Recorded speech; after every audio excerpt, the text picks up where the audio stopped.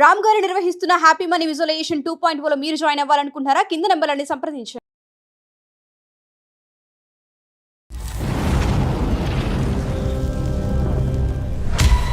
హెవీగా డ్రింక్ చేస్తాడు. డ్రింకే కాదు, ఈవెన్ గుట్కాలు అలానే నమ్ముతూ అలానే వస్తాడు. మళ్ళీ నన్ను వచ్చి ఫిజికల్ గా చేయడము, ఈ 2 days వరకు చాలా నరకం అనుభవిస్తాను. 100% అందరినీ అన్ని సందర్భాల్లో సంతోష పెట్టగలిగేటటువంటి కెపాసిటీ, అనుభవం, వయస్సు నీకు లేవు. అడ్జస్ట్ అవ్వు అంటున్నారు. ఎన్ని రోజులు అడ్జస్ట్ అవ్వాలి? ఎంతకాలం అడ్జస్ట్ అవ్వాలి? తను ఫిజికల్ గా చేసిన తర్వాత 2 రోజులు నేను లేవలేను. ఆ పెయిన్స్ నరకం ఉంటుంది. ఎట్లా భరించాలి నేను? 4 గోడల మధ్య జరిగిన ఒక విషయాన్ని ఒక ఆడపిల్ల బహిరంగంగా ఇలా ఫోన్లో చెప్తోందంటే మెరైట్ ఇది సనాతనంగా మనకొస్తున్న ఆచార సాంప్రదాయాలు. నువ్వు అడ్జస్ట్ అయ్యి అక్కడే పడుండాలా? ఎంత నరకమైనా సరే ఇంకా పడుండాలా? అక్కడే చచ్చిపోవాలా? ఊరంతా నా గురించి ఇది తిరిగిపోతుంది. కొన్నైతే చెప్పుకోలేము, అంత గలీజ్గా మా ఊరు మొత్తం ప్రచారం చేశారు. ఇలాంటి సైకో వ్యక్తులను అసలు మార్చుకోలేమా డాక్టర్ గారు? పెళ్లి చేస్తే కనుక సెట్ అయిపోతారు అనేటటువంటిది ఒకటి ఉందమ్మా. అది ఇంకొకళ్ళ నెత్తి మీద రుద్దటమే కదా డాక్టర్ గారు. ఎంత అన్యాయం కదా ఇది. ఇంట్లో కూడా అర్థం చేసుకోవట్లేదు. ఎవరికి చెప్పాలి? చచ్చిపోవాలని ఉంది నాకు.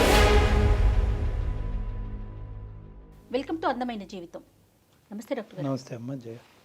డాక్టర్ గారు, అందమైన జీవితం అనే ఒక కొత్త కాన్సెప్ట్తో మనం ప్రజల ముందుకు వెళ్తున్నాము. వాళ్ళ సమస్యని మనకి మెయిల్ చేయమంటున్నాం, మనమే కాల్ చేస్తున్నాం. అయితే నేను 100ల్లో వస్తాయనుకున్నా, వేలల్లో వచ్చేస్తున్నాయి మెయిల్స్. అసలు హ్యాండిల్ చేయలేకపోతున్నాను కళ్యాణ్ గారు. నేనైతే వాటిలో ర్యాండమ్గా పిక్ చేస్తున్నానంటే ఒక దాని తర్వాత ఆ మెయిల్ యొక్క తీవ్రతను బట్టి, వాళ్ళ సమస్య యొక్క తీవ్రతను బట్టి కాల్ పిక్ చేసుకొని మీతో నేను మాట్లాడించే ప్రయత్నం చేస్తూ ఉన్నాను. డెఫినెట్గా ఎవరు ఫీల్ అవ్వద్దండి.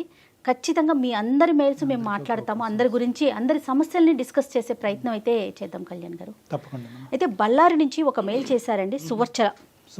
సువర్చల ఒక మంచి ఫ్యామిలీ నుంచి వచ్చిన అమ్మాయి, పెళ్ళయింది. భర్త మానసిక వేదనతో తను ఏం చేయాలో అర్థం కాక సూసైడ్ చేసేసుకోవాలి అనే ఒక నిర్ణయానికి వచ్చి మనకి మెయిల్ చేసింది. అంటే తను చెప్పుకోలేని సమస్యలతో బాధపడుతుందట. పెళ్ళై సంవత్సరమే అవుతోంది. ఒక రకంగా ఒక్క మాటలో చెప్పాలంటే నా భర్త సైకో అని పెట్టింది. మరొకసారి లైన్లో తీసేసుకుందాం. తప్పకుండా. ఏజ్ ఎంత? ఏజ్ 24 సువర్చల అండి? అవునండి, నేను సుమన్ టీవీ అందమైన జీవితం ప్రోగ్రామ్ నుంచి చేస్తున్నానండి. చెప్పండి. ఎస్, మీరు మాకు మెయిల్ పెట్టారు సువర్చల. అవునండి. మీ మెయిల్ గురించి నేను బ్రీఫ్గా ఆయనకి చెప్పాను. ఒక్కసారి మీరు కూడా మాట్లాడండి. అమ్మా సువర్చల, నమస్తే అమ్మా. నమస్తే అండి. నమస్తే అమ్మా. చెప్పమ్మా, నీ ప్రాబ్లం ఏంటో కొద్దిగా చెప్పమ్మా. అంటే నేను హ్యాపీగా జాబ్ చేసుకుంటూ ఉంటే ఇంట్లో వాళ్ళు పెళ్లి సంబంధం చూసారు కదా, ఇంట్లో వాళ్ళ ఇష్ట ప్రకారం పెళ్లి చేసుకున్నాను. మా ఫ్యామిలీ వచ్చేసి బెల్లారిలో ఉంటారండి, చాలా లాంగ్. కానీ మేము జాబ్ ఇక్కడ చేస్తాం కాబట్టి హైదరాబాద్ లో హస్బెండ్ తో పాటు ఉన్నాను. ఓకే. బట్ పెళ్ళైనప్పటి నుంచే ఇంకా డైలీ వచ్చి టార్చర్ చేయడము, కొట్టడము, లేట్ నైట్ ఇంటికి రావడము, అది ఇంకా ఇది చెప్పొచ్చో లేదో తెలియదు కానీ అసలు భార్యకి నాతో ఫిజికల్ గా కలవడం ఇష్టమో లేదో అని కూడా కనుక్కోడు. ఫిజికల్ గా వచ్చి సినిమాలో చూపిస్తారు కదా రేప్ చేసినట్టు, వచ్చి బలవంతంగా చేసేవాడు. ఈవెన్ ఎంత టార్చర్ ఉండడంటే తను గుట్కాలు, సిగరెట్లు అన్ని తాగి అవి నములుకుంటూనే నాతో ఉండేవాడు. అది ఎవరికి చెప్పుకోవాలో కూడా అర్థం కాకపోయేది. సువర్చల ఇంట్లో ఎవరెవరు ఉంటారండి? హైదరాబాద్ లో ఉన్నప్పుడు నేను మా వారు మాత్రమే ఉండేవాళ్ళము. ఇంకా నైట్ ఏ టైం పడితే ఆ టైం ఫ్రెండ్స్ ని తీసుకొచ్చి నాకు అది వండి పెట్టు, ఇది వండి పెట్టు, నువ్వు ఇప్పుడు చేస్తావా లేదా. మ్యారేజ్ కి ముందు ఇతని గురించి నీకు ఎంత అవగాహన ఉందమ్మా? అంటే పెళ్లికి, ఎంగేజ్మెంట్ కి, పెళ్లి చూపులకి మధ్యన ఎంత గ్యాప్ ఉందమ్మా? అంటే మా ఎంగేజ్మెంట్ కూడా అవ్వలేదన్నమాట. ముహూర్తాలు పెట్టుకున్నారు, ఎంగేజ్మెంట్ వద్దు అని చెప్పి డైరెక్ట్ గా పెళ్లి చేశారు. యాక్చువల్లీ ఇంకో విషయం ఏంటంటే అతనికి పెళ్లికి ముందే ఒక ఎంగేజ్మెంట్ క్యాన్సిల్ అయిపోయిందంటే, ఎంగేజ్మెంట్ అయిపోయిన తర్వాత పెళ్లి క్యాన్సిల్ అయిపోయింది. ఆ విషయం ఊర్లో వాళ్ళందరికీ తెలుసు కానీ మాకు చెప్పలేదు. అంటే అబ్బాయి ఏమన్నా ఇప్పుడు మేము అడిగితే అబ్బాయి మంచోడే అనుకున్నామమ్మా, ఇంత దారుణంగా చేస్తాడని అనుకోలేదు మేము. ఎవరిని అడిగారు సువర్చల మీరు? అంటే అబ్బాయిది మాది ఒకటే ఊరు. అంటే ఈ కోవిడ్ లాక్డౌన్ వల్ల మేము ఇంటికి వెళ్ళిపోవాల్సి వచ్చింది, అక్కడే ఉంటున్నాము. వాళ్ళు మేము ఒకటే ఊరు, అంటే పక్క వీధి, అంటే కొంచెమే గ్యాప్ అన్నమాట వాళ్ళ ఇంటికి మా ఇంటికి. ఓకే. ఏం చేస్తుంటాడు అతను? Software engineer. ఓకే. మీ ఇద్దరు ఏజ్ గ్యాప్ ఎంతమ్మా? నువ్వు 24 అన్నారు, అతను ఎంత వయసు? నాకంటే 1 year పెద్ద. ఓకే, 1 year పెద్ద. ఇంతకుముందు అతను ఎంగేజ్మెంట్ మ్యారేజ్ వరకు కూడా ఎందుకు వెళ్ళలేదు అన్నది మనకి ఏమైనా ఇప్పటికైనా ఏమైనా తెలిసిందమ్మా? ఏమైనా ప్రత్యేకమైనటువంటి కారణాలు ఏమైనా ఉన్నాయా? అదేమీ చెప్పలేదన్నమాట. అంటే మాకు తెలిసింది ఎప్పుడు, నాకు ఇదంతా అవుతుంది, నేను ఇంటికి వెళ్ళిన తర్వాత మాకు ఇష్యూస్ అవుతున్నాయని తెలిసిన తర్వాత అప్పుడు వేరే చుట్టాలు వచ్చి ఇట్లా అయ్యిందంట అని చెప్పారు. అయితే మా పేరెంట్స్ అడిగారు అనమాట, ముందు చెప్పుంటే మేము చేసేవాళ్ళం కాదు కదమ్మా, మరి ఎందుకు చెప్పలేదు ముందు అని వాళ్ళు అడిగారు. వాళ్ళు ఏం చెప్పలేదు మాకు. మ్యారేజ్ అయినటువంటి అంటే ఫస్ట్ ఫ్యూ డేస్ నుంచి ఈ యొక్క డిఫరెన్స్ కనిపించిందా, లేదంటే ఒక 2-3 నెలల తర్వాత మొదలు పెట్టాడా? ఆస్తిపాస్తులు గొడవలు కానీ కట్న కానుకల విషయాల్లో ఏమన్నా గొడవలు ఉన్నాయా? ఇంకేమన్నా అలాంటివి ఏమైనా ఉన్నాయమ్మా? అంటే స్మూత్ గానే ఫ్యూ నడిచిందా? డేస్ నుంచే స్టార్ట్ చేశాడు, బట్ హైదరాబాద్ లో ఉన్నాం కదా, పేరెంట్స్ కి చెప్పి బాధ పెట్టడం ఎందుకని నేను అడ్జస్ట్ అవుతూ వచ్చాను. ఇంకా లాక్డౌన్ వల్ల ఇంటికి వెళ్ళడము, పక్కనే ఉండడము, ఎవరైనా ఇంటికి వచ్చినప్పుడు అమ్మగారి ఇంటికి వెళ్తే ఫోన్ చేసి నువ్వు మీ అమ్మగారి ఇంట్లోనే ఉంటావా, రావా అని చెప్పి ఇంటికి వెళ్ళిన తర్వాత కొట్టడము, ఇవన్నీ చేసేవాడు. ఇంట్లో అప్పటికి నేను చెప్పలేదు, కానీ ఒక ఇష్యూ వల్ల నేను అతనితో నన్ను బాగా కొట్టడం వల్ల నేను ఇంటికి వచ్చేసాను. ఇంటికి వచ్చిన తర్వాత 3 months అయినా సరే నాకు ఒక కాల్ కానీ మెసేజ్ కానీ ఏమీ లేదు, కనీసం వస్తావా ఇంటికి అని కూడా అడగలేదు. దాని తర్వాత నేను ఇంకా మళ్ళీ వెళ్ళి ఇంకా పేరెంట్స్ ఏంటంటే, మనము బ్రాహ్మణ్స్ కదమ్మా, మనము ఇట్లా రాకూడదు, నువ్వు ఎంతైనా అడ్జస్ట్ అయి ఉండాలి, తప్పదు అని చెప్పి మాట్లాడుతున్నారు. ఇంట్లో ఉంటే నువ్వు వెళ్ళు అని చెప్పి వాళ్ళు బరువుగా ఫీల్ అవుతున్నారు. అక్కడికి వెళ్తే టార్చర్, ఇప్పుడు మెంటల్ గా టార్చర్, ఫిజికల్ గా టార్చర్. అరే ఇష్టం లేకుండా ఎవరు ముట్టుకున్నా మనకి ఉంటది, భర్త కూడా ఇష్టం లేకుండా ముట్టుకుని టార్చర్ చేస్తుంటే ఇంకే ఎలా ఉండాలి నేను? కాదు సువచ్చల, మీ మీద అతనికి ఏదైనా అనుమానం ఉన్నట్లుగా మీకు తెలిసిందా ఎక్కడైనా? ఆ కోణం ఏమన్నా ఉందా? అనుమానం అన్నట్టు ఏం బిహేవ్ చేయడు. వస్తాడు, ఇంకా తన ఇష్టం అన్నమాట, నాకు ఇది కావాలి, నువ్వు చేస్తావా లేదా అంతే. ఇంకా ఎందుకు చేస్తున్నావు అంటే నా ఇష్టం, డ్రింక్ ఇలానే చేస్తాడు, మాట్లాడతాడు. డ్రింక్ చేస్తాడు, హెవీగా డ్రింక్ చేస్తాడు. డ్రింకే కాదు, ఈవెన్ గుట్కాలు అలానే నమ్ముతూ అలానే వస్తాడు ఇంట్లోకి. అసలు నాకు సిగరెట్ ఎవరైనా దూరంగా తాగుతుంటే కూడా అలా అసలు అక్కడ ఉండను, ఆ చుట్టుపక్కల కూడా ఉండను. అలాంటిది ఆ స్మెల్ మళ్ళీ నన్ను వచ్చి ఫిజికల్ గా చేయడము, 2 days వరకు చాలా నరకం అనుభవిస్తాను. మీ అత్తవారింట్లో ఏమన్నా మీరు ఈ విషయాన్ని ఎక్స్ప్రెస్ చేసే ప్రయత్నం చేశారా సువచ్చల? చెప్పాను, వాళ్ళు కూడా ఏం మాట్లాడట్లేదు, వాళ్ళ అబ్బాయికే సపోర్ట్ చేస్తున్నారు. ఉండాలమ్మా, అడ్జస్ట్ అవ్వాలి, ఏం చేస్తావు, మొగుడంటే పడుండాలి, ఎందుకు పెళ్లి చేసుకున్నావు కదా, భరించు, ఏం చేస్తావు అని మాట్లాడుతున్నారు. మళ్ళీ ఏమో ఇప్పుడు కొత్తగా స్టార్ట్ చేసింది ఏంటంటే, ఇంటికి వెళ్ళిన తర్వాత నుంచి నాకు కట్నం తెచ్చివు, నాకు 10 లక్షలు తెచ్చివు, నాకు ఇప్పుడు కావాలి, మీ డాడీని అడుగు, మీ అమ్మని అడుగు. ఇంకెంత దారుణం అంటే, మాది జాయింట్ ఫ్యామిలీ. మా ఇంట్లో మా మామ కొడుకు నాకు మరత అవుతాడు. నువ్వు మా మామ కొడుకుతో తిరుగుతున్నావు, చెట్టా పట్టాలు వేసుకుంటున్నావు, వాటితో ఏం చేస్తున్నావు అని కొత్తగా ఇప్పుడు స్టార్ట్ చేశాడు. కాదు డాక్టర్ గారు, ఇప్పుడు సువర్చల చెప్పిన దాన్ని బట్టి వింటుంటే అన్ని లక్షణాలు కనిపిస్తున్నాయి అతని వైపు. ఒకవైపు మనం కనుక వింటున్నాం కాబట్టి నీ సైడ్ నుంచి ఏదో ఒక ప్రొవోకింగ్ ఇష్యూ వల్ల మనిషి ఇలా మారినట్టు అనిపిస్తుందా, లేదా నేచరే మనిషిది ఇలాంటిది అంటారా? అసలు ఏమి చేయలేదు, పెళ్లి వరకు హ్యాపీగా పెళ్ళయింది, ఎంత హ్యాపీగా ఉంటది అనే సెన్స్. అంటే ఇంట్లో ఇష్టమైన పెళ్లి నేను చేసుకున్నాను, హ్యాపీగా ఉందాము, హ్యాపీగా లీడ్ చేద్దాము అనే సెన్స్ లో నేనున్నాను. కానీ అయిన తర్వాత మొత్తం నా లైఫ్ అనేది చేంజ్ అయిపోయింది. అడ్జస్ట్ అవ్వు అంటున్నారు. ఎన్ని రోజులు అడ్జస్ట్ అవ్వాలి, ఎంతకాలం అడ్జస్ట్ అవ్వాలి? నువ్వు మానసికంగానే కాదు, ఫిజికల్ గా, శారీరకంగా కూడా నన్ను హింసిస్తూ ఉంటే ఎన్ని రోజులు భరిస్తాము? ఎట్లా అంటే తను ఫిజికల్ గా చేసిన తర్వాత 2 రోజులు నేను లేవలేను, పెయిన్స్ నరకం ఉంటుంది, ఎట్లా భరించాలి?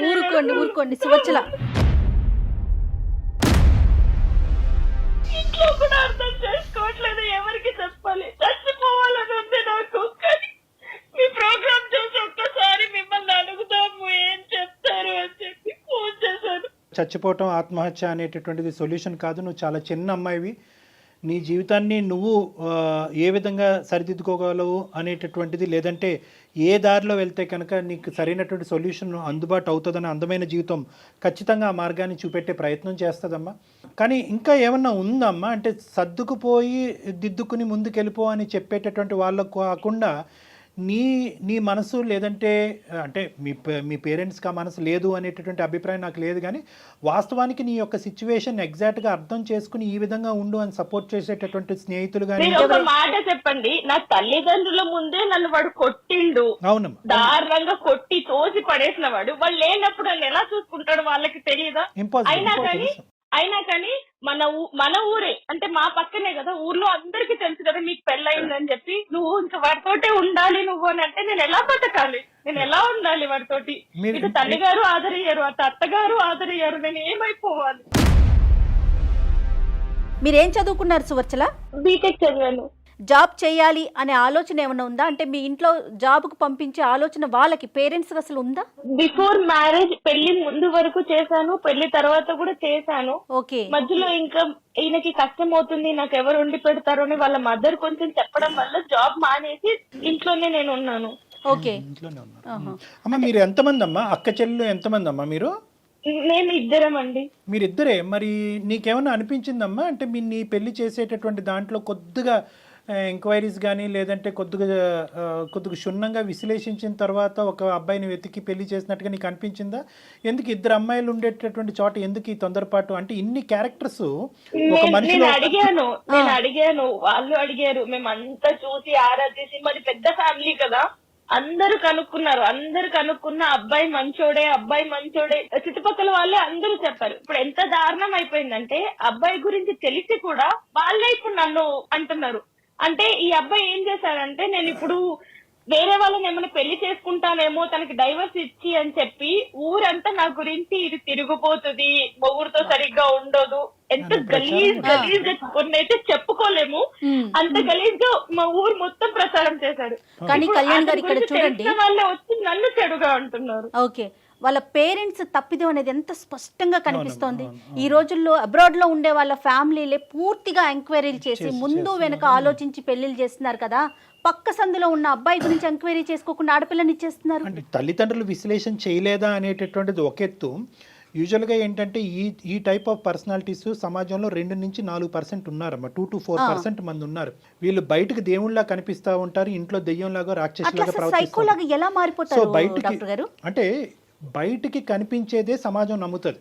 ఇప్పుడు ఈ అబ్బాయిని బహుశా వచ్చేటటువంటి అన్ని సందర్భాల్లో, అన్ని సంబంధాల్లో ఈ అబ్బాయికి బయట నుంచి చూసేటటువంటి వాళ్ళందరూ 100కి 100 మార్కులు వేస్తారు. ఇక్కడ తెలుసుకోవాల్సినటువంటి ముఖ్యమైనటువంటి వ్యక్తులు ఇంకొక ఆడపిల్ల జీవితం పాడు చేయకూడదు అనే ఆలోచనతో ఉండవలసినటువంటి వ్యక్తులు ఎవరన్నా ఉన్నారంటే అతని యొక్క తల్లిదండ్రులు. ఖచ్చితంగా. అంటే యూజువల్గా ఎందుకు సైకోలు మారుతారు? ఎందుకు మారుతారు? ఎందుకంటే కనుక అతను బయటకి ఇచ్చేటటువంటి లుక్ అది ఇంటర్నల్ గా ఉండేటటువంటి వ్యక్తిత్వం డిఫరెంట్ గా ఉంటుంది. వీళ్ళని స్ప్లిట్ పర్సనాలిటీస్ అంటూ ఉంటారు.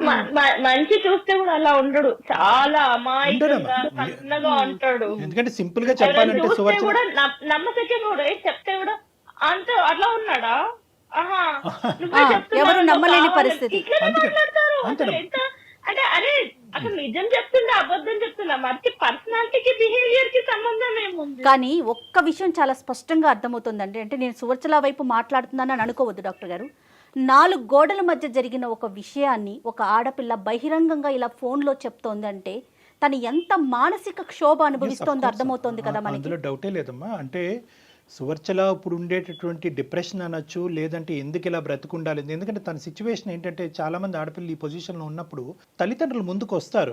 అమ్మ నీకు నచ్చకపోతే కనుక అల్లారు ముద్దుగా నిన్ను పెంచుకున్నావమ్మా, పెళ్ళే ముఖ్యం కాదు, ఇలాంటి అయిపోయింది.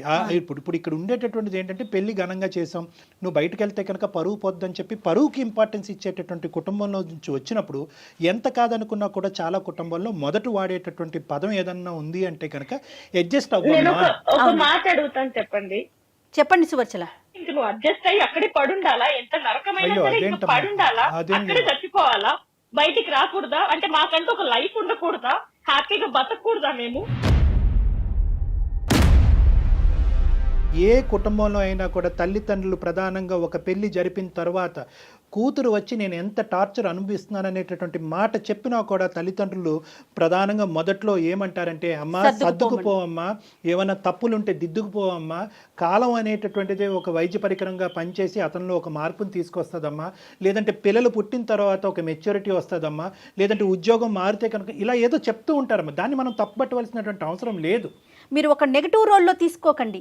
ఇలాంటి విషయాన్ని కనుక మీకు చెప్తున్నారంటే ఇది సనాతనంగా మనకు వస్తున్న ఆచార సాంప్రదాయాలు. తర్వాత ఇప్పటి వరకు మీరు చెప్పింది ఒక ఎత్తు, ఇది నాణ్యానికి ఒక వైపే, ఇంకొక వైపు ఒక స్టెప్ వేసి ఆలోచించండి. నేను వాళ్ళకి చెప్పాలి అనుకుంటే ఎప్పుడూ చెప్పేదాన్ని హైదరాబాద్ లో ఉన్నప్పుడే.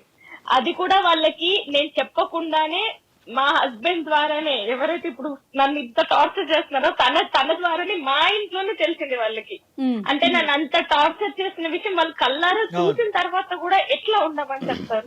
చూసారు, అప్పుడు అడిగారు నన్ను, ఏంటి ఇప్పుడు ఒక్కసారి ఉందా, ఎప్పటి నుంచి ఉండంటే నేను మీకు చెప్పలేదు అని కూడా చెప్పాను.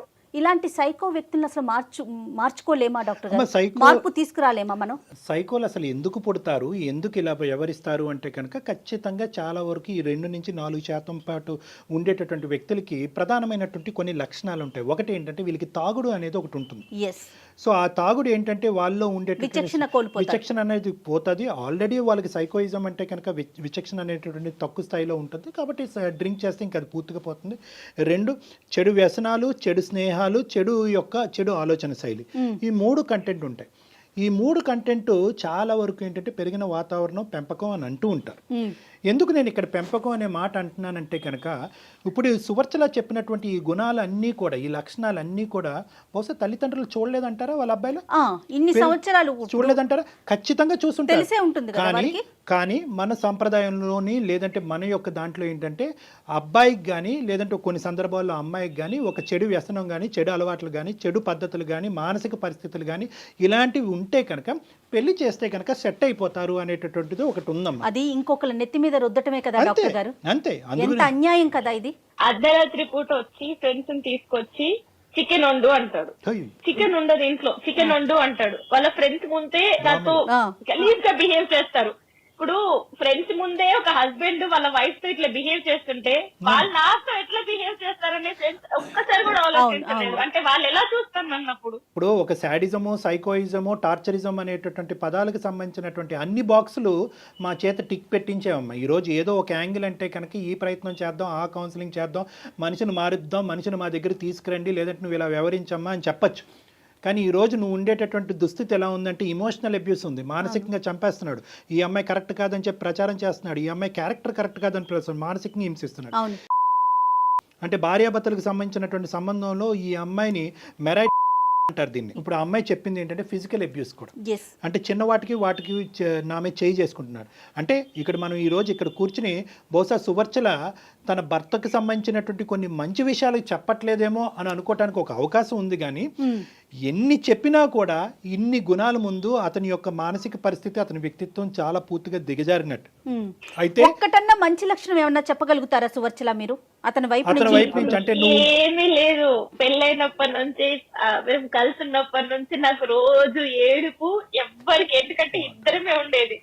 ఊర్లో అమ్మ వాళ్ళు ఉన్నారు, వాళ్ళకి ఫోన్ చేసి చెప్పలేను, ఏ ఫ్రెండ్ కి చెప్పలేను, ఎవ్వరికి చెప్పక నేను నరకం అనుభవించి, నిజంగా అందరు అంటారు కదా లాక్డౌన్ కొందరికి నష్టం చేసిందని చెప్పి, నాకు నిజంగా మేలు చేసింది. ఎందుకంటే లాక్డౌన్ వల్ల నేను మా అమ్మ వాళ్ళ ఇంటికి వెళ్ళాను, అతని గురించి నిజం తెలిసింది. అయినా కూడా నాకు కష్టాలు అనేవి తప్పలేదు. నేనేం చేయాలి?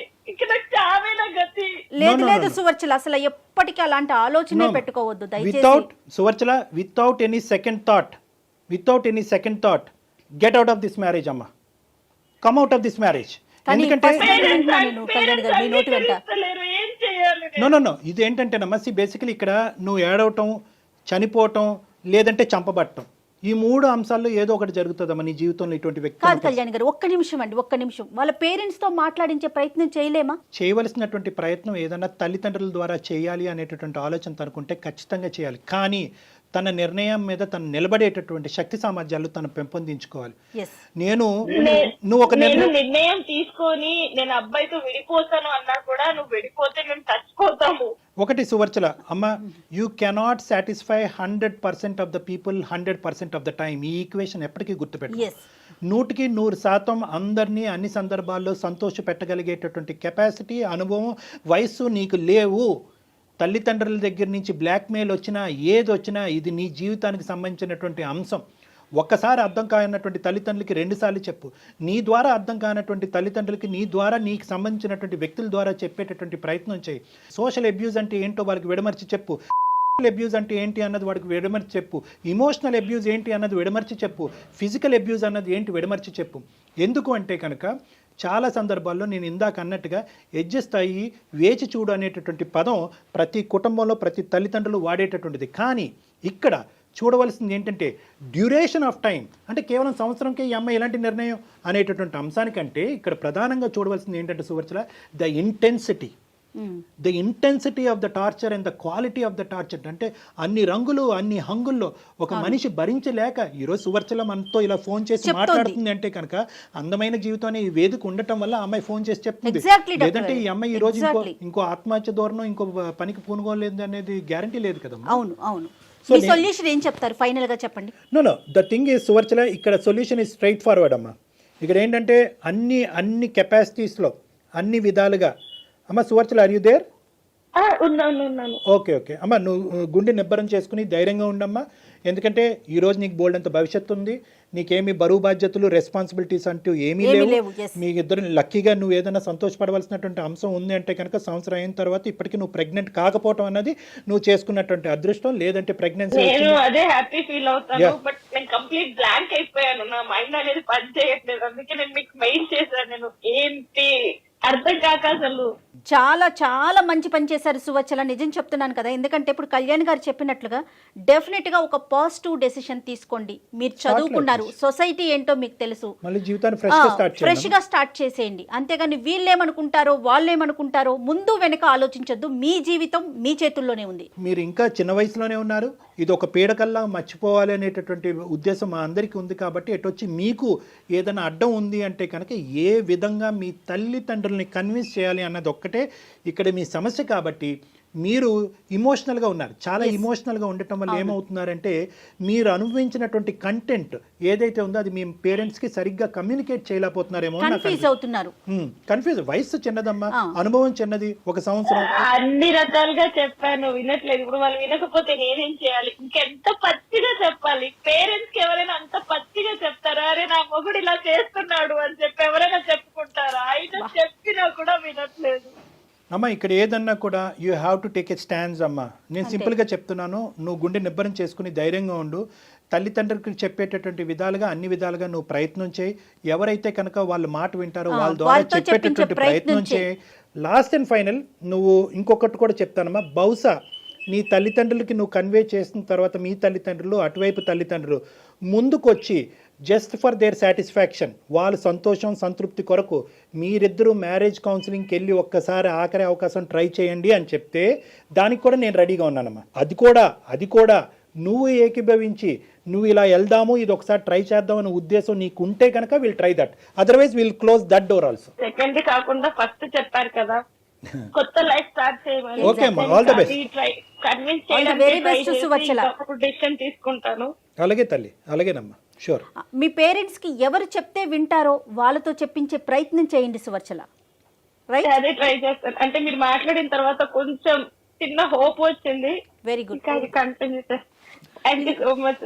Good luck. కాల్లోనే కాదు సువర్చల, మీకు ఎప్పుడు ఎలాంటి అడ్వైస్ కావాలన్నా కూడా డెఫినెట్ గా మాకు పర్సనల్ గా మీరు మెయిల్ చేయొచ్చు. ఓకే అండి, thank you Suvarchala. God bless you అమ్మా, ఆల్ ద బెస్ట్ తల్లి.